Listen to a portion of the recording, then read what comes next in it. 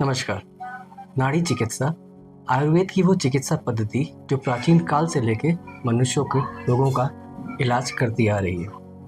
नाड़ी चिकित्सा, जिसे अंग्रेजी में पल्स डायग्नोसिस भी कहा जाता है, नाड़ी के माध्यम से मनुष्य के शरीर में हुए रोगों का पता लगाती है और आयुर्वेद के माध्यम से उसका इलाज करने में सहायक होती है।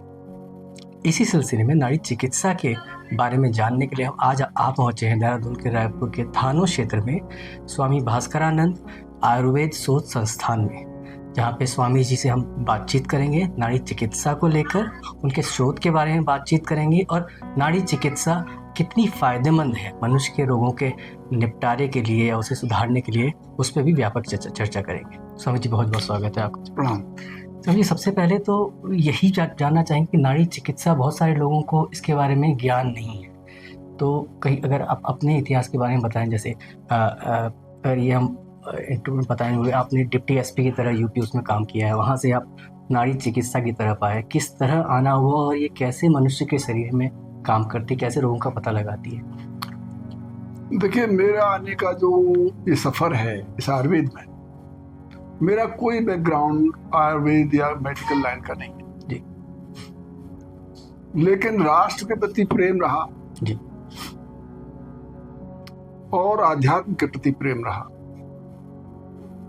तो इसमें आध्यात्म के से मैं सराबोर होकर ये चाहता था कि मैं संत बन जाऊं, लेकिन संत बन करके मैं निकम्मा नहीं होना चाहता था, मैं भीख मांग के नहीं खाना चाहता था। अब समस्या ये है, न मैं किसी के आश्रम में जाकर उस पर आश्रित होना चाहता था। जंगलों में जाऊं तो वहां शरीर के हिसाब से वो सुविधाएं नहीं मिलती। उन सुविधाओं को हासिल करने के लिए इतना कष्ट होता है कि भजन ध्यान तो गया, बाहर चूल्हे में अपनी सुरक्षा और पेट भरने की समस्या खड़ी होती। तो इस तरह से मैंने विचार किया कि हमें कुछ ऐसा करना चाहिए कि न तो भिक्षा मांगनी पड़े और कुछ ऐसा स्थान बना लिया जाए,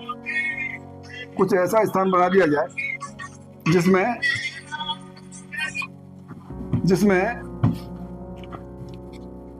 हमें भिक्षा भी न मांगनी पड़े और जैसे ऋषि मुनि पहले रहते थे, आयुर्वेदाचार्य और ऋषि मुनि, कोई भी ऋषि मुनि ऐसा नहीं हुआ है जो साधन विहीन होकर के कोई शोध कार्यक्रम कर सकता हो। जितने बड़े बड़े ऋषि मुनि हुए हैं वो सभी साधन संपन्न थे, या तो राजा थे या राजाओं के सलाहकार थे या मंत्री थे, बहरहाल या उनके गुरु थे। तो उन्होंने संन्यास लेते वक्त या अपना शोध कार्यक्रम करने के लिए पहले व्यवस्थाएं पैदा की, हिमालय में गुफाएं बनाई या आश्रम बनाए, और वहां रह करके जब सब व्यवस्थाएं सुनिश्चित हो गई तो फिर पीसफुल माइंड से एकाग्र चित्त होकर के उन्होंने शोध कार्य किए, जो आज हमारे देश के लिए वरदान है जी। अगर बहुत से युवा ऐसे भटक जाते हैं कि चलो संन्यास, उनको वैराग्य हुआ, चल दिए तो पहाड़ों में रहेंगे, गुफाओं में रहेंगे, जंगलों में रहेंगे, पत्तियां खाएंगे, घास फूस खाएंगे और रहेंगे, ये थियोरेटिकल बात है, वर्तमान में संभव भी नहीं है जी। और कुछ दिन रह ले कोई, लेकिन फिर अल्टीमेटली उसे व्यवस्थाएं जुटानी पड़ेंगी। अगर नहीं जुटाएंगे तो उस अपना पेट भरने में और व्यवस्थाएं जुटाने, पेट भरने में, सुरक्षा के चिंता में ही उसका वक्त कट जाएगा, न भजन कर पाएगा न शोध कर पाएगा।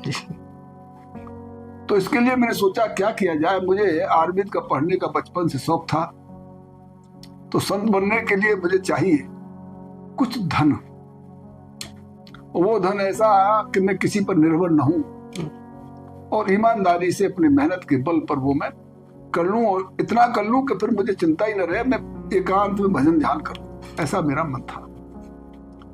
उसी क्रम में मैंने बहुत सी किताबें पढ़ी आयुर्वेद की, तो उसमें एक जगह मैंने पढ़ा कि स्वर्ण बनाने की विधि भी होती है। अच्छा। तो मैं भी उस पर लग पड़ा। अच्छा। कि सोना बना लेंगे, जब जरूरत होगी सोना बनाएंगे, अपना बेच के अपनी व्यवस्थाएं बना लेंगे, धन के लिए धन के लिए, जो बात सच है जी। तो उसी क्रम में मैंने बहुत पैसा बर्बाद किया सर्विस में रहते हुए भी। अच्छा। अच्छा, ये सर्विस की बात है जब आप सर्विस सर्विस के दौरान की बात अच्छा है। तो बहुत पैसा बर्बाद हुआ, लेकिन सोना तो बना नहीं। अच्छा लेकिन उस दौरान बहुत अच्छे अच्छे शोध हुए। मैंने बहुत से कीमियागर अपने पास बुलाए, जी। एल्केमिस्ट्स, हाँ, उनसे संवाद किया, उनके साथ प्रैक्टिकल किए और बहुत अध्ययन किया। अच्छा अध्ययन करने के बाद बहुत बहुत जोरदार बातें जो आज शोध के लिए बहुत बड़े स्तंभ हैं, वो आप प्राप्त हुई। तो अध्ययन आयुर्वेद से, आयुर्वेद से, एल्केमिस्ट्री से। एल्केमिस्ट्री से। एल्केमिस्ट्री का मतलब है ये पारा से सोना वोना बनाने का जो विधि है, जी। उस पर हमने काम किया।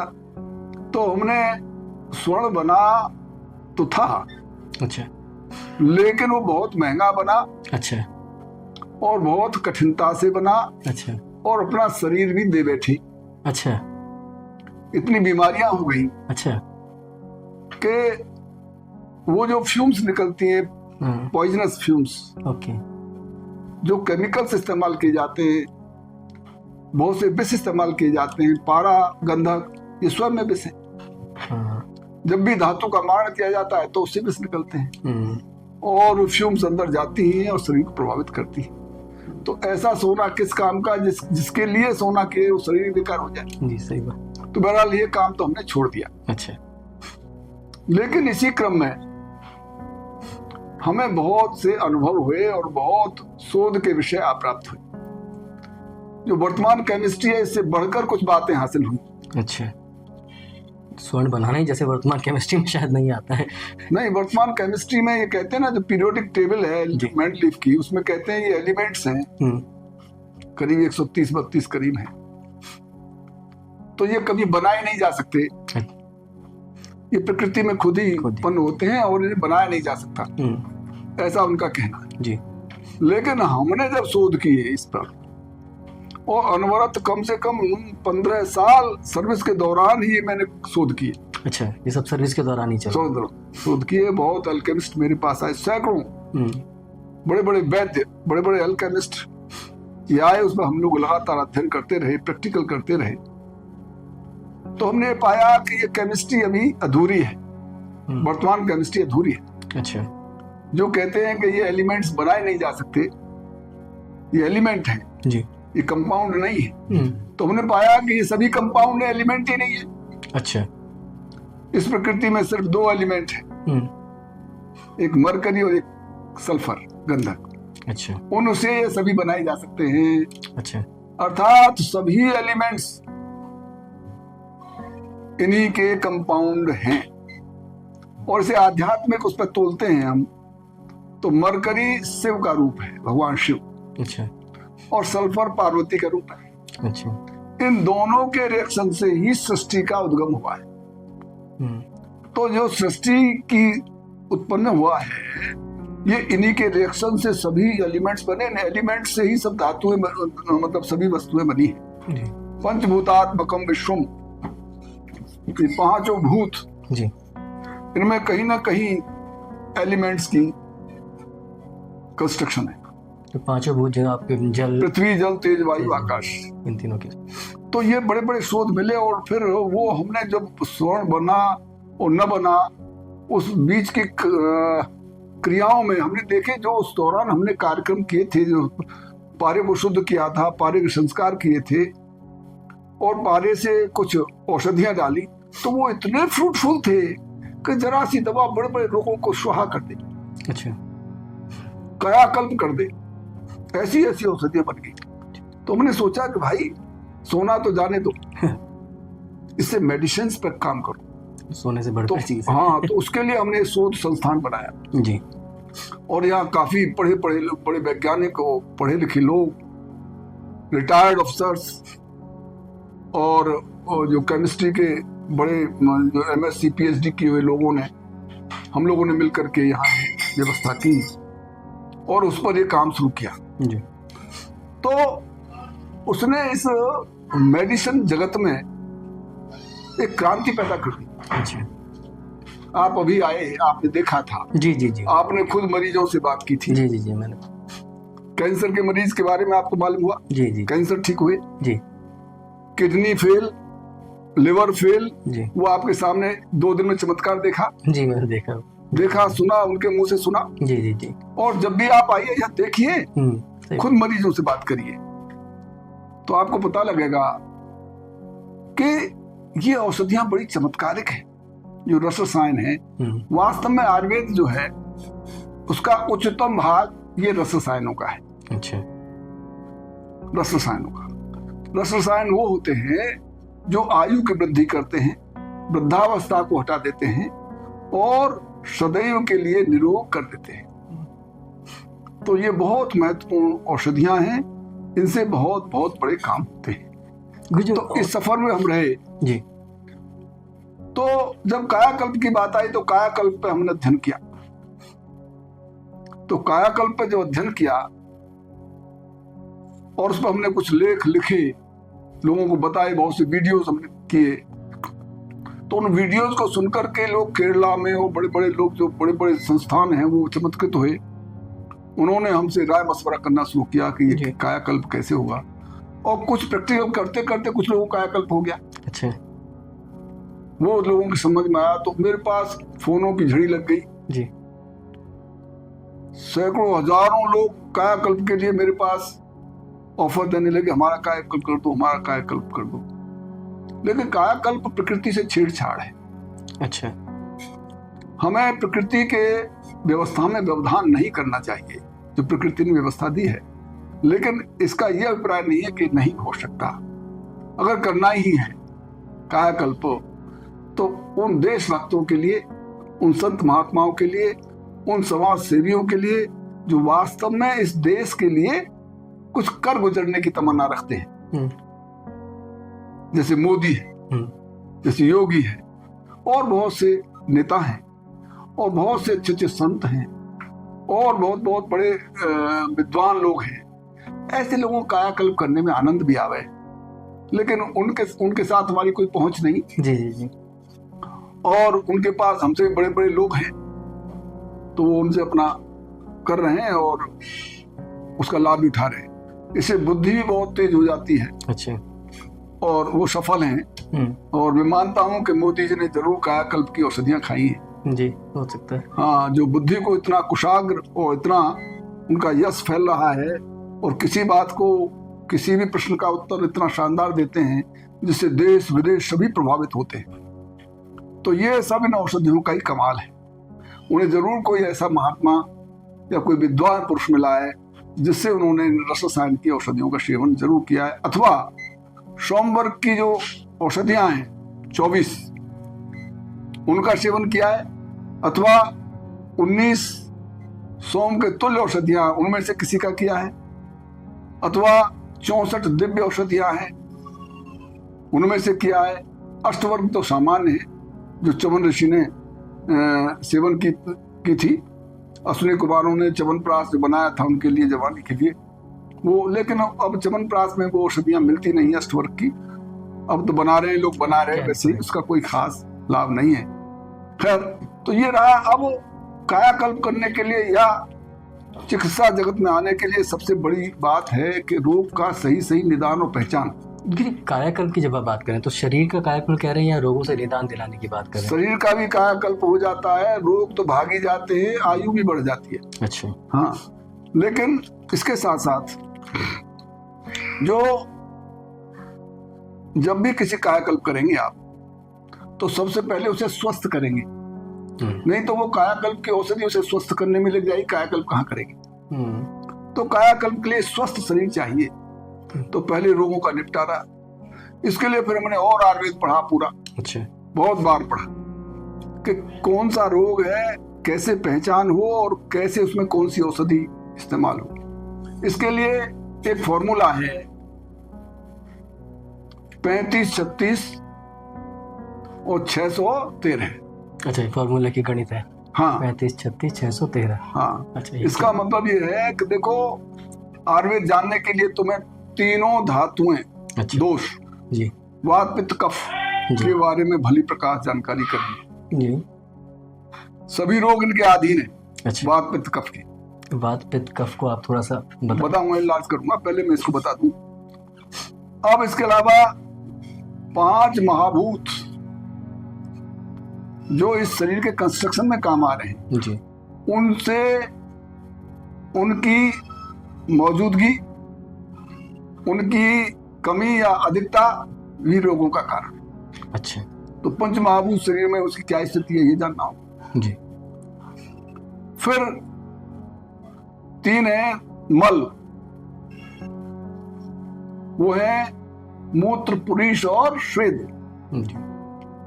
बहुत से रोग मूत्र की वजह से हो जाते हैं। मूत्र रुक गया, मूत्र प्रोटीन चली गई, या मूत्र ज्यादा बहने लगा, रुक नहीं रहा है। अच्छा। तो मूत्र, पुरीष, पुरीष कहते हैं मल, लैट्रिन। तो वो नहीं निकल रही है पेट से तो रोग, ज्यादा निकल रही है तो रोग, है ना। और मल में ही बल है जी। अगर शरीर का मल निकल जाए तो आदमी बलहीन हो जाए। शरीर की सफाई नहीं हो रही है एक तरह से। हाँ, पहले लोग इतने गरीब होते थे, पेट भर नहीं पाता था, पेट न भरने से मरते थे। आज पेट खाली नहीं हो रहा है, इससे मर रहे हैं जी, है ना। सही बात। हाँ, तो खैर, तो ये 3 मलों की जानकारी होनी चाहिए, इससे होने वाले रोग, उनका निदान जी और उनकी उपचार। इसके बाद आता है 35, 36, 6 जो हैं ये रस हैं जी। 35, 37, 35, 37, 613। तो 7 हैं धातुएं। अच्छा। खाने से रस बनता है, रस धातु है। ठीक है। रस से रक्त बनता है, रक्त धातु है। जी। रक्त से मांस बनता है, वो मांस धातु है। मांस से मेद बनता है, फैट, ये धातु है जी।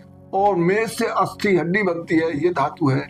और हड्डी से मज्जा बनती है, मज्जा धातु है। और मज्जा से शुक्र बनता है, वीर्य बनता है, ये धातु है। तो इन 7 धातुओं के बारे में पूर्ण जानकारी होना चाहिए जी। ये सब शरीर की ही। हाँ, कौन सी धातु में रोग पहुंच गया, कौन सी धातु में रोग मौजूद है। जी। जैसे रस धातु में अगर रोग है तो उसके अलग अलग रोग हैं। अच्छा। अलग अलग पहचान है, अलग अलग उनके उपचार है। रस से रक्त में अगर है तो रक्त के अलग रोग हैं जी, उनकी पहचान और उनके उपचार अलग है। ऐसे ही मांस के रोग हैं, जैसे कैंसर है, जैसे फोड़ा है, फुंसी है, बहुत से रोग हैं ये मांस धातु के, मेद धातु की। ऐसे ही अस्थि के हैं, हड्डी के। अस्थि में भी कैंसर होता है जी। और अस्थि में ये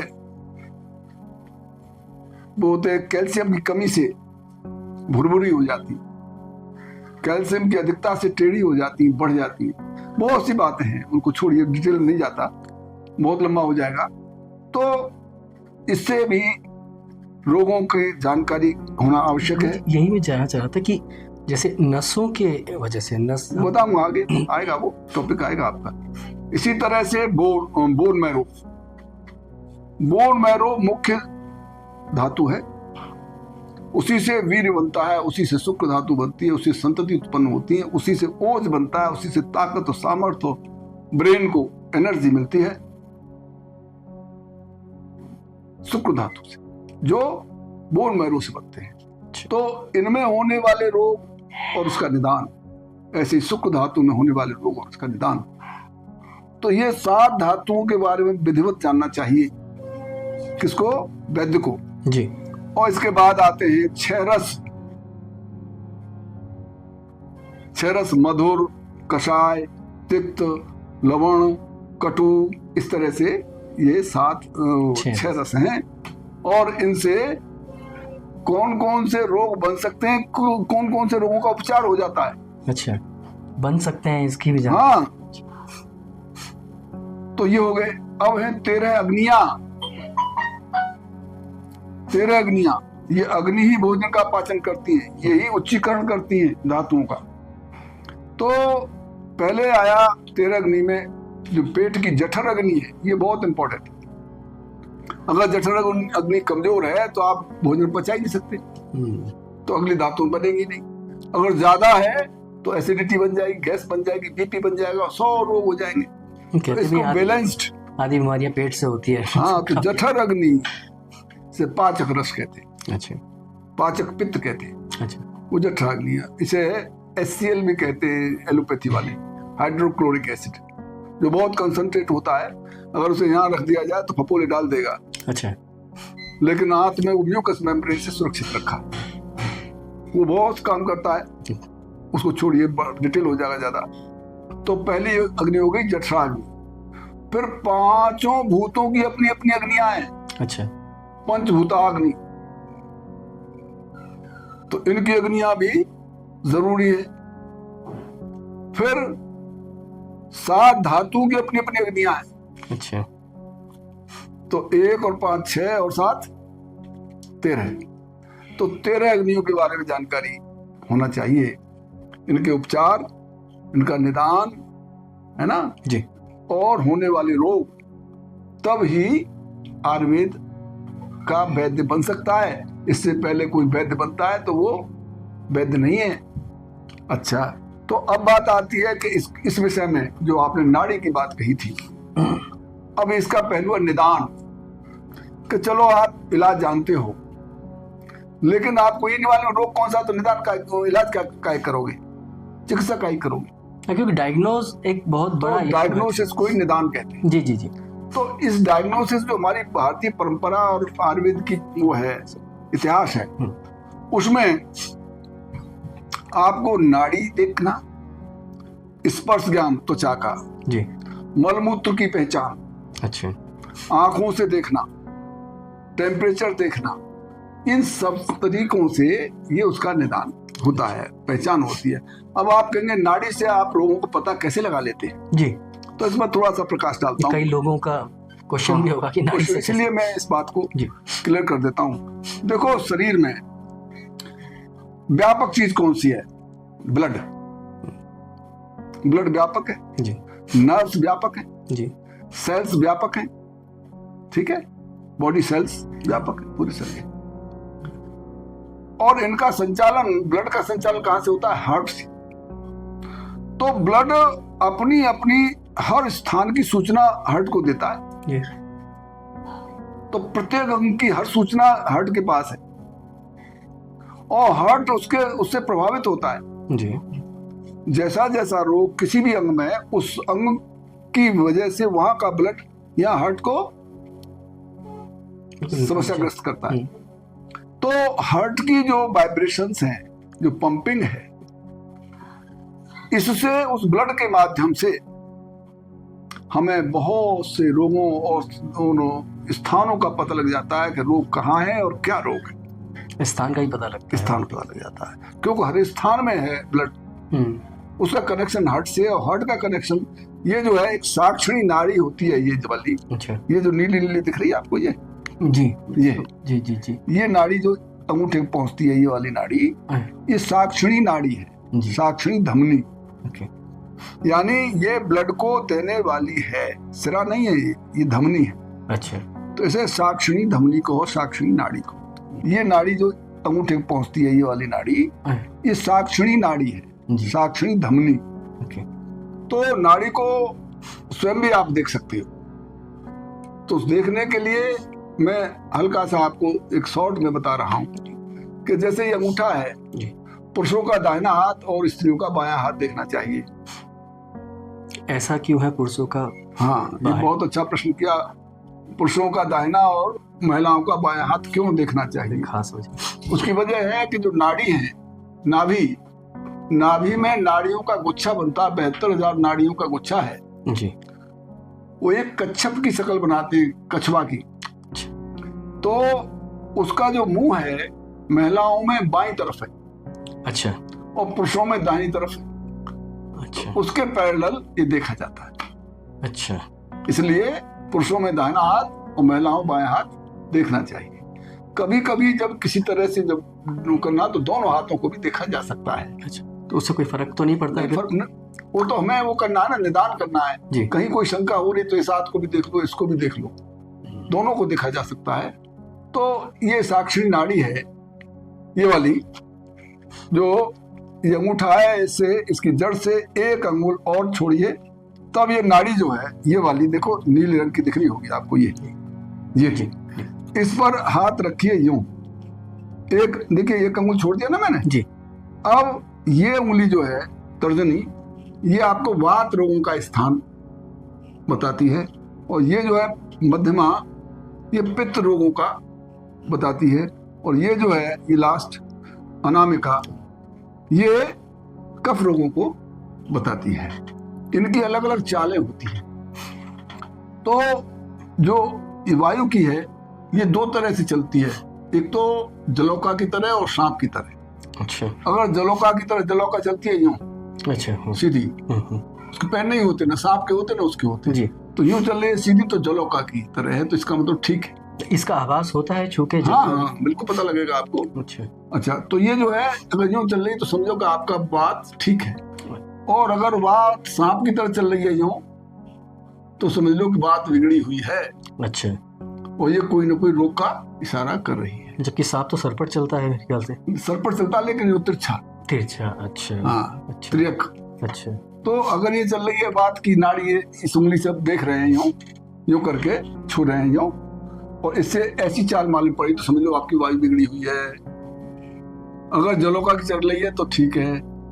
दूसरी बात, ये जो उंगली है ये मध्यमा, ये पित्त को बताती है। पित्त में तीन चालें, कुलिंकाक मंडूक गतिम पित्तस्य प्रकोपतः, यानी कुलिंग कहते हैं गौरैया, काक कहते हैं कौवा, और मंडूक कहते हैं मेंढक। ये तीन तरह की चालें होती है इसमें। अगर वो छोटी जंप ले रहा है, इसमें जंपिंग है। अच्छा। पित्त में जंपिंग है। अगर जैसे गौरैया छोटी चिड़िया होती है कुलिंग, तो वो छोटी छोटी जंप देती है, तो समझ लो कि ठीक है, पित्त ठीक है। अगर उससे ज्यादा बढ़ के कौवा की जंप होती है यूं, तो ये गड़बड़ है। और अगर वो मेंढक की तरफ छाल मार रहा है यूं, इस तरह महसूस हो रहा है, तो बहुत गड़बड़ है। अच्छा। अगर ध्यान रखो, अगर वात का नाड़ी सर्पवत और पित्त की नाड़ी मंडूकवत चले, मेंढक की तरह चले, तो समझ लो कैंसर है। अच्छा। समझ लो उसको इन्फेक्शन है बॉडी में। अच्छा। पता लग जाएगा आपको। अच्छा, अब ये रहा तीसरा है कफ का। कफ का मतलब होता है, इसमें हंस पारावार गतिम, ये श्लेष्म प्रकोप, यानी कफ का जब प्रकोप होगा तो कफ की जानकारी के लिए हंस और पारावार। हंस कहते हैं ये बतख, और कबूतर आप जानते हैं। तो हंस की तरह चल रही है तो ठीक है, धीमे। कैसे चलती है हंस? बहुत से महिलाओं को उपमा देते हैं हंस गति। चलती है तो वो मटक मटक के चलती है। ये पैर यूं रखेगी इधर, फिर दूसरा पैर यूं, फिर इस तरह से चलेगी, तो बतख कैसे चलती है, बहुत धीमे धीमे मटकती हुई, तो ये ठीक है। अच्छा। अब यही चाल कबूतर करता है, तो कबूतर पैर तो आगे पीछे रखते हैं यूं, लेकिन वो तेज चलता है, तो कफ गड़बड़ है, या कफ की नाड़ी रुक गई है, इतना ज्यादा कफ हो गया है। अच्छा। तो तीन तरह से तीनों नाड़ियों को जाना जाता है। कभी कभी दोनों नाड़ियां, दो नाड़ी गड़बड़ हो जाती है, तो उसकी अलग पहचान है, और कभी कभी तीनों ही हो जाती हैं, तो उसकी अलग पहचान है। तो दो की होने पर और तीन की होने पर, तीन की जब गड़बड़ होंगे, तीनों दोष गड़बड़ होंगे, तो वो लावा तीतर की तरह, जो तीतर बटेर चलता है ना, कभी जंप मारी, फिर दौड़ने लगे, फिर यूं चलने लगे, इस तरह तीनों दोष गड़बड़। और उसमें कभी तेज चलती है, कभी धीमी चलती है, उसमें द्वंद्वज में, और त्रिदोष में इस तरह चलती है। तो इस तरह से ये तो सामान्य जानकारी जो आपकी किताबों में मिलेगी। तो सामान्य व्यक्ति को इसका आभास हो सकता है कि हाँ, बिल्कुल कैसी है। हम पढ़ाते हैं यहाँ। अच्छा। लोगों को हम पढ़ाते हैं, नाड़ियां पढ़ाते हैं। इसके अलावा अब आप ये कहेंगे आपको पता कैसे लग जाता है शरीर के संग में क्या रोग है, तो उसके लिए अलग तरीका है। उसके लिए हमें देखिए, ये वात पित्त कफ, इन तीनों के 5-5 भाग हैं। वात के 5 हैं, प्राण, उदान, व्यान, समान और अपान। इनके अलग अलग स्थान है, इनकी अलग अलग पहचान है। ऐसे ही पित्त, पित्तु 5 है, पाचक रस, पाचक पित्त, और आपका भ्राजक पित्त, रंजक पित्त, आलोचक पित्त, इस तरह 5 हैं ये। ऐसे ही 5 कफ हैं, अवलंबक, तर्पक, और तुम्हारे हर एक अंग में अलग अलग हैं। उन सबके जो है वो किस अंग में कौन सा रहता है और उसकी पता जो लगती है वो ये सेंसर है तीनों जी। इन सेंसरों से लगती है कौन सा पित्त गड़बड़ है, कौन सा वात गड़बड़ है, कौन सा कफ गड़बड़ है। तो वात पित्त कफ जिस जिस स्थान में इंगित कर रहे हैं तो उससे पता लग जाता है कि इस स्थान में ये गड़बड़ है जी। तो इस तरह नाड़ी से रोग का पता लगाया जाता है। इसके लिए तो काफी अभ्यास की जरूरत है, बहुत बड़े अभ्यास की जरूरत है। हम इसे 1 महीने का कोर्स जी रखते हैं, 1 महीने में नाड़ी पढ़ा देते हैं। अभ्यास तो जिंदगी भर करना पड़ता है। हम भी इसमें पूर्ण ज्ञानी नहीं है हम भी अभी सीख ही रहे हैं, मान लो जी जी। तो ये बहुत बड़ा समुद्र ज्ञान है। बड़ा अफसोस है कि बीएमएस में तो इसे बहुत स्लाइटली पढ़ाया जाता है और इसको तो वो निकाल सा ही दिया है कोर्स से, क्योंकि लोग जानते ही नहीं नाड़ी के बारे में। हमें आयुर्वेद के बारे में बताने की आवश्यकता नहीं है। खास तौर से कुछ ऐसे सार्वजनिक रोग हैं जैसे डायबिटीज है, जैसे कैंसर है, जोड़ों का दर्द है, सेक्सुअल प्रॉब्लम्स है और पेट के रोग हैं। ये खास तौर से रोगी आते हैं ज्यादातर, इनसे लोग परेशान हैं। तो मैं आपको एक ऐसी दवा बता देता हूं, एक ही मात्र जी, जो सभी तरह के रोगों का शमन कर देगी। अच्छा लेकिन महंगी पड़ेगी। अच्छा। अब मैं उसकी बनाने की विधि बताता हूँ और दवा क्या है वो बताता हूँ पूरा, और सबके हित के लिए बता रहा हूँ। मैं कभी नहीं कहता कि लोग मेरे पास इलाज के लिए आओ, मैं नहीं चाहता कि वो लोग मेरे पास आए। मैं तो कह रहा हूँ अपना इलाज खुद करें जी। और इन बातों से जो वैद्य हैं वो सीखें और इन दवाओं को बनाएं और लोगों को स्वस्थ करें जी। तो देखिए, सबसे इंपॉर्टेंट दवा जो है, जो कायाकल्प भी करती है और सभी रोगों का शमन कर देती है, आप पारा लीजिए। पारे को शुद्ध करिए। शुद्ध करने में करीब करीब 3 महीने लगेंगे। पारे के बारे में थोड़ा सा बता हाँ, पारा क्या है? पारा एक धातु है जो दुनिया की सबसे भारी धातु, और वो द्रव रूप में रहती है और उड़नशील है। और ये ट्रांजिट धातु है, यानी दूसरे में परिवर्तित होने की सामर्थ्य करती है। इसकी बात है। तो ऐसी बहुत सी धातु है, जैसे जस्ता है, रांगा है, रांग है, त्रिवंग कहते हैं, और चांदी है, तामा है। ये सब धातुएं दूसरी धातु में कन्वर्ट की जा सकती है इस पारे से जी। खैर, तो पारा जो है द्रव पदार्थ है और ये वास्तव में तो शिव रूप ही है। आयुर्वेद में से शिववीर कहते हैं। इसके अनेकों नाम हैं। पारद है, सूत है, सिद्ध सूत है और पारा है, और आपको इसको पारस भी कहते हैं जी। पारस मणि इसी की बनती है। अच्छा। जो सोना बनाती है। जी जी जी। छुआने से लोहे को या किसी धातु को छुआ तो सोना बन जाता है, वो इसी से बनती है। तो ये न केवल धातु को परिवर्तन करती है, ये शरीर की धातुओं को चिकित्स कर देती है और सब रोगों का विनाश कर देता है। अच्छा। तो मैं एक कॉमन दवा बताता हूं सबके लिए जी। और सभी वैद्यगण जितने भी चिकित्सक हैं, चाहे एलोपैथी के, होम्योपैथी के, आयुर्वेद के, इलेक्ट्रोपैथी के, जो भी पैथीज हैं, उन सब के हित के लिए मैं कहता हूं इसे बना लो और कर लो। अगर उसे ठीक न हो तो गारंटी मेरी है।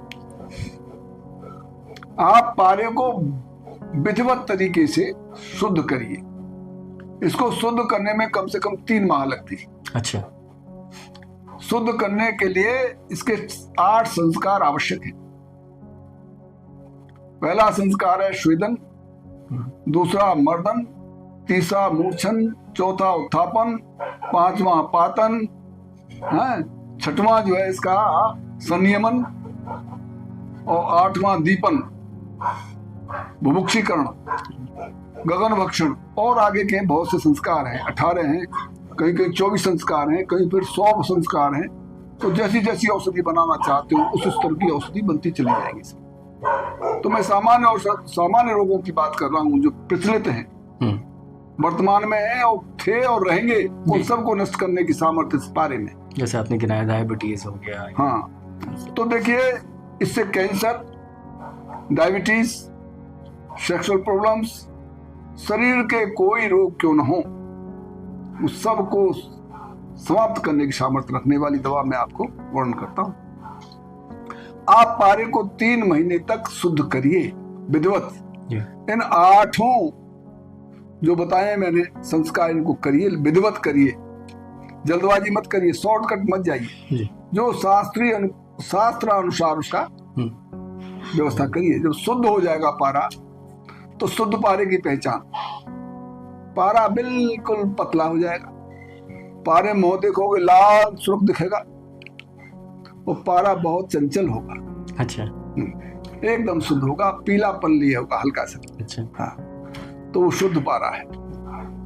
अब उस पारे को आपको सबसे पहले आपको भुभुक्षीकरण करना पड़ेगा। भुभुक्षी मतलब भूखा। पारा अपने आप में इनर्ट है। अच्छा। निष्क्रिय है, अक्रिय है, ज्यादा रिएक्शन नहीं करता है, बड़ी कठिनता से रिएक्शन करता है। तो रिएक्शन करने में इसको हमें कैटालिस्ट देने होते हैं, बिड। तो कोई जल्दी। तो इस तरह से पारे का शुद्धिकरण करने के बाद, भुभुक्षीकरण करने के बाद, भुभुक्षीकरण में विषों का इस्तेमाल होता है। अच्छा। जिसमें 7 उपविष और 5 महाविष में घोटना है बार बार, और फिर उसको उड़ाना है। ऊर्ध्वपातन, अधःपातन, तिर्यकपातन करके पारा भुभुक्ष हो जाता है।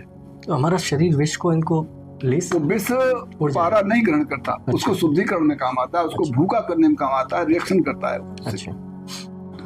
तो भुभुक्षीकरण करने के बाद, दीपन करने के बाद, उसे सबसे पहले हम गंधक जान कराएं, कम से कम 6 गुना गंधक, अन्यथा 21 गुना, 100 गुना। 100 गुना गंधक पारे को खिला तो सोना बन जाएगा, कुछ मत करो, कोई अलग से क्रियाओं की आवश्यकता नहीं। 100 गुना गंधक उसे खिला दो पारे को। अच्छा। जितना अधिक पारा खिला दोगे, वो जितना अधिक गंधक खिला दोगे पारे को, उतना ही जोरदार पारा बन जाएगा, उतना ही सामर्थ्यवान बन जाएगा, उतना ही रोगों को नष्ट करने वाला बन जाएगा। तो गंधक जाण करिए। गंधक जाण करने के बाद आप उसको गगन भक्षण कहते हैं, ग्रासमान तरीके से बीज खिलाइए। बीज में अवर्क सत्व का बीज बनाइए, अवर्क खिलाइए, कम से कम संभाग अवर्क खिलाइए। तो पारा फिर कभी उड़ेगा नहीं। आग पे रख दो, उसे भट्टी पे रख दो, उड़ेगा नहीं। और अग्नि के सहायता से ही ये बीज खाता है। अच्छा। तो फिर इसके बाद सोना खिलाइए। सोना के बाद थोड़ा सा हीरा खिला दीजिए और उसकी भस्म बना दीजिए। ये सभी रोगों को ध्वस्त करने में सक्षम है। अच्छा। किसी रोग को भी इससे आप नष्ट कर सकते हो, इससे कायाकल्प हो सकता है। ये मैंने एक ऐसी दवा बताई है जिससे सब रोगी, मेरा अपना शोध है और इस पर मैं काम कर रहा हूँ, और इससे बहुत बड़ी बड़ी सफलताएं मिल रही हैं। और मैं ज़्यादा तारीफ यूँ करनी नहीं चाहता कि बहुत से लोग षड्यंत्रकारी बैठे हैं जो इस आयुर्वेद का गला घोंटना चाहते हैं जी। उन्होंने जुडिशरी को प्रभावित कर रखा है, उन्होंने सरकार को प्रभावित कर रखा है, और आयुर्वेद वालों का तो गला घोंटा ही जा रहा है। उनको न कोई सहूलियत दी जा रही है सरकार की तरफ से भी। कोई खास सरकार की तरफ से अब मोदी जी के आने से कुछ हुआ है, लेकिन फिर वही घपला सपला हो गया है। आयुर्वेदाचार्यों पर जो आयुर्वेद में काम कर रहे हैं, उन पर एलोपैथी वाले सीएम वो डालते हैं, प्रेशर डालते हैं। हाँ, दबिश डालते हैं, पकड़ते हैं। अरे तुमसे तो मरीज ठीक नहीं हो रहे, जो ठीक कर रहे हैं उनको तुम करने नहीं दे रहे हो। और कोर्ट कहता है साहब डिग्री चाहिए।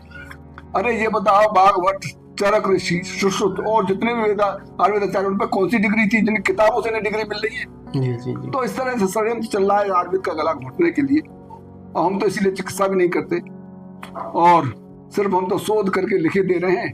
लोगों के काम आएगा कभी, और जो इससे लाभ उठाएंगे तो उठाएंगे। धन्यवाद। आज इतना ही। विस्तार में बात करने के लिए हमसे बहुत बहुत धन्यवाद।